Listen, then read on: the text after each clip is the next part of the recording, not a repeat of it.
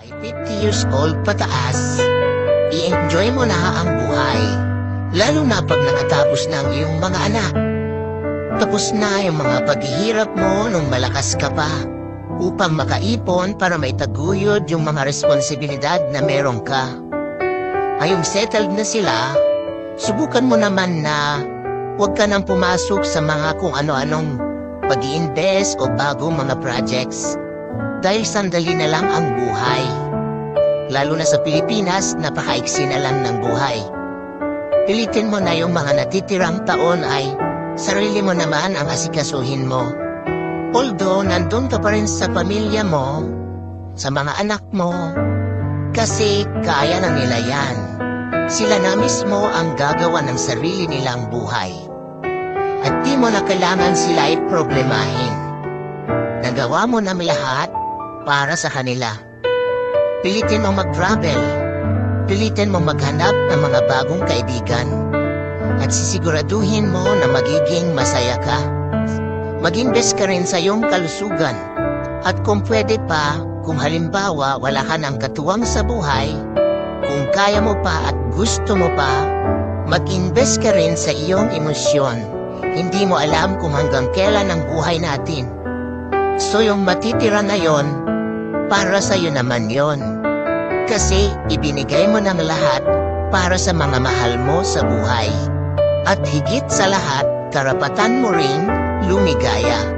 Kapag ang edad mo ay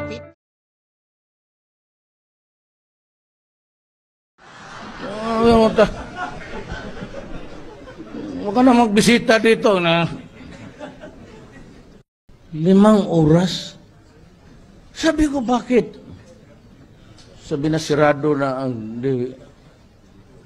Sino dadating? Si Pope. Gusto kong tawagan na. Pope, putang ina ka, umuwi ka na. Huwag ka na magbisita dito na 5.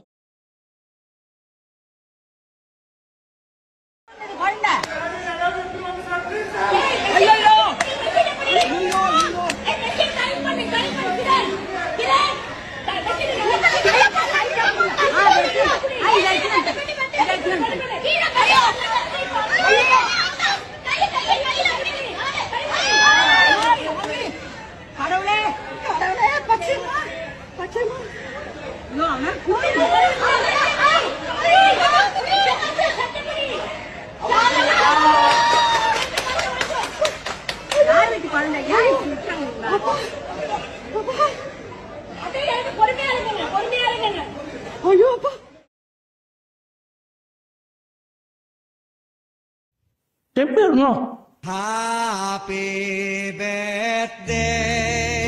Impyerno kayo.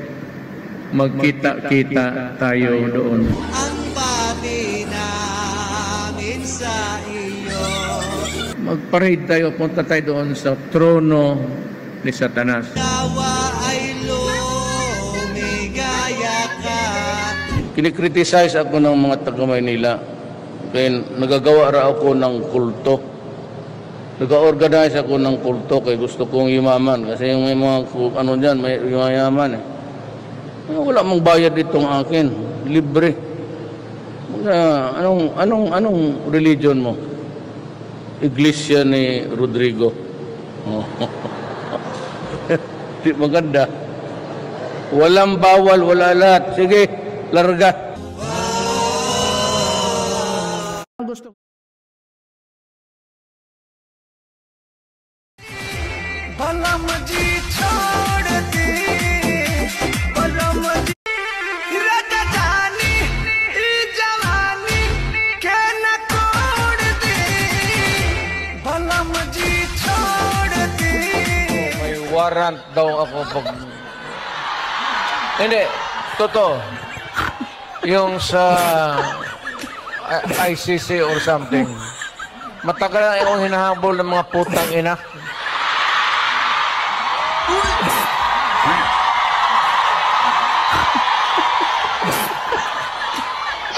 Ang Rodrigo Roa Duterte.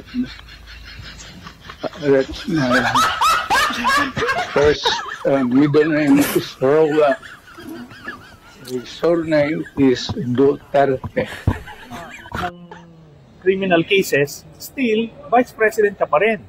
So anything that happens to the president, pwede ka pa rin maging presidente. So mas mainam yung... Kailangan matanggal ito sa pwesto. Hindi ka niyo ba? Sabi ko, may topak eh.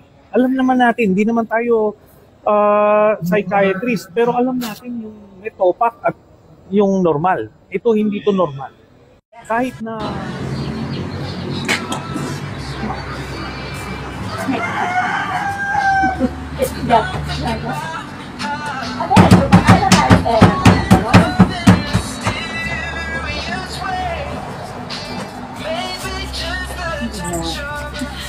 CC to hurry up,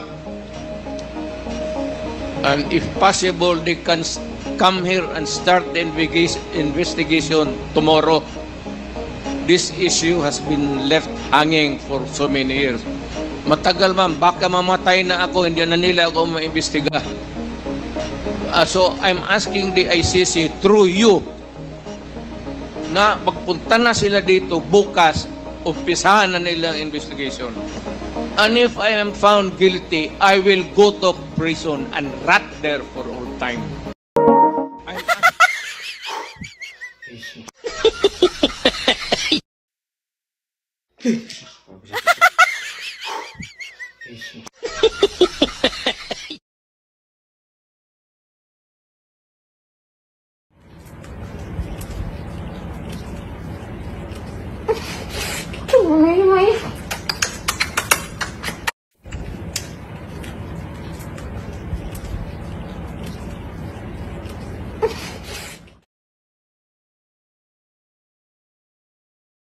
Ang pinakamagandang babae dito sa Cagayan, sa langit. Saan yung magandang dyan sa mga bar, sa karaoke? Yung magandang katawan, magandang mukha. Nasaan kaya sila? Nasa impyerno. Anong gawain mo sa langit? Pakbayan mo sila? Amoy-amoyin mo? Utang inang San Pedro na yan. Ako nga, nahihirapan. Ikaw pa kaya? Natural. Sino bang mas marunong sa atin? Ako o ikaw? Yan ang tanong. Ikaw.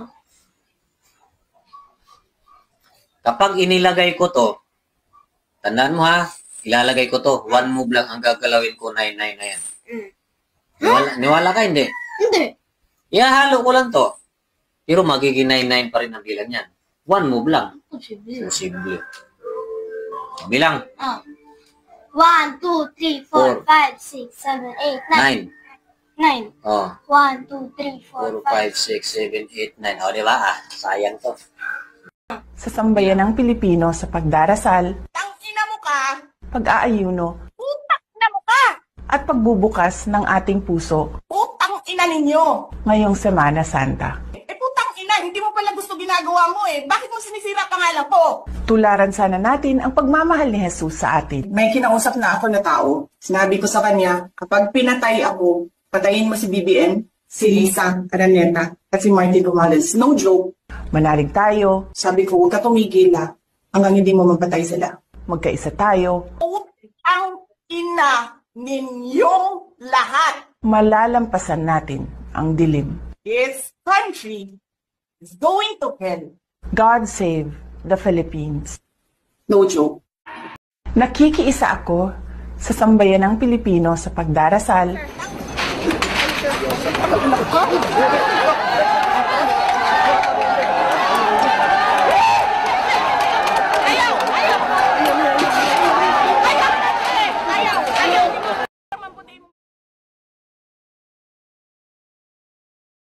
or your fare to the ICC, you will voluntarily submit yourself to their investigation and jurisdiction. Yes. Pero kung sila magpunta dito, sipain ko. But will you confirm that you are willing to submit Oh. voluntarily yourself to ICC? Punta ko doon, sipain ko rin sila. Same. A few moments later. I'm Rodrigo Roa Duterte. That's my first middle name is Roa. His surname is Duterte.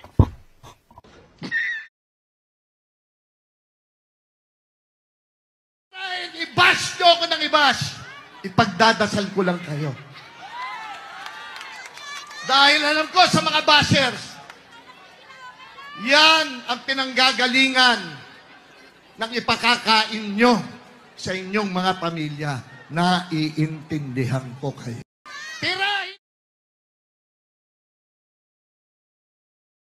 Come here and start the investigation tomorrow. This issue has been left hanging for so many years. Matagal man, baka mamatay na ako, hindi na nila ako maimbestiga. So I'm asking the ICC through you na magpunta na sila dito bukas, umpisahan na nila ang investigation. And if I am found guilty, I will go to prison and rot there for all time. I'm asking the ICC to... Gusto mo madalian, patayin mo na. Para, pero wag mo sabihin utos ko. Pero pag hirap ka, magkaibigan man tayo lahat. May DDS ako dyan, padala ko sa inyo.